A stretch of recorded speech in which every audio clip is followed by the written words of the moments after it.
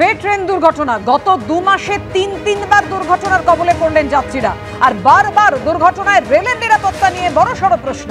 এবার ঝাড়খণ্ডের চক্রধরপুরের কাছে বেলাইন মুম্বাইগামী হাওড়া সিএসএমটি এক্সপ্রেস। আপনারা দেখতেই পাচ্ছেন কিভাবে বগিগুলো একেবারে রেল লাইন থেকে ছিটকে পড়েছে। কথা বলবো, আমাদের সঙ্গে রয়েছেন আমাদের প্রতিনিধি হংসরাজ সিংহ। হংসরাজ, তুমি একেবারে ঘটনাস্থলে রয়েছো, এই মুহূর্তে উদ্ধার কাজ কি দেখতে পাচ্ছ?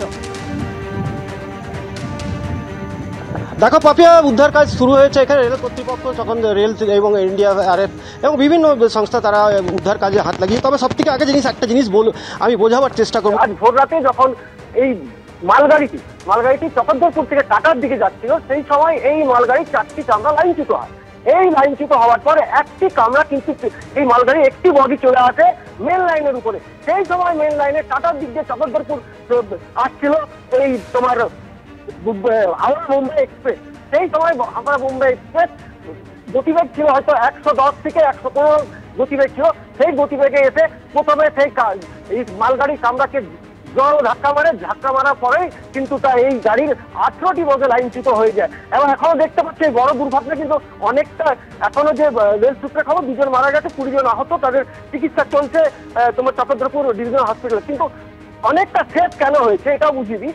এই দেখো, এই রেলিংটা আমি দেখাচ্ছি। এই রেলিংটা, এই যে রেলিং আছে, এই রেলিং এর উপরে ছিল তোমার আপ লাইন, মাঝে রেল লাইন, তারপর ডাউন লাইন। এই রেলিং এ দেখো আটকে গেল তোমার এই ইঞ্জিন।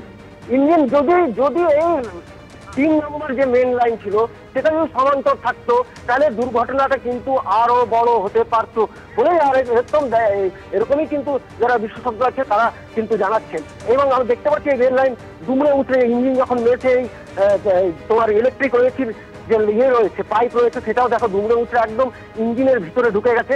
ইঞ্জিনের যে চালক, যা জানা গেছে রেল সূত্রে, তিনি একটু আহত হয়েছেন। কিন্তু এরপরে উদ্ধার কাজ এখন জোরালোভাবে চলছে। ইতিমধ্যে কিন্তু আধিকারিকরা ঘটনাস্থলে পৌঁছেছেন এবং উদ্ধার কাজে হাত লাগিয়েছেন।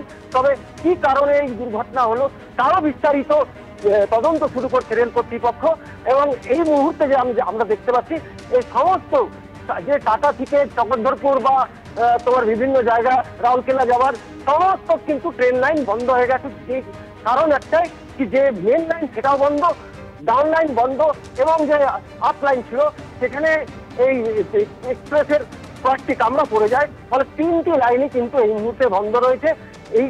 এইখান থেকে পুরোপুরি ভাবে কিন্তু ট্রেন চলাচল এখন বন্ধ রয়েছে। পাবনা, একদমই হংসরাজ, তুমি যেভাবে ছবি আমাদের সামনে তুলে ধরলে মনে পড়ে যাচ্ছে 14 মাস আগের সেই ভয়াবহ ট্রেন দুর্ঘটনা, অর্থাৎ চক্রধরপুরের ট্রেন দুর্ঘটনার ছবি। একেবারে খেলনা গাড়ির মতো লাইনের ওপর ছড়িয়ে ছিটিয়ে রয়েছে ট্রেনের কামরাগুলি। ভয়াবহ ট্রেন দুর্ঘটনা যা বারবার সামনে আনছে তা হলো ট্রেনের যাত্রীদের নিরাপত্তা ব্যবস্থা এবং সুরক্ষা নিয়ে বড়সড় প্রশ্ন।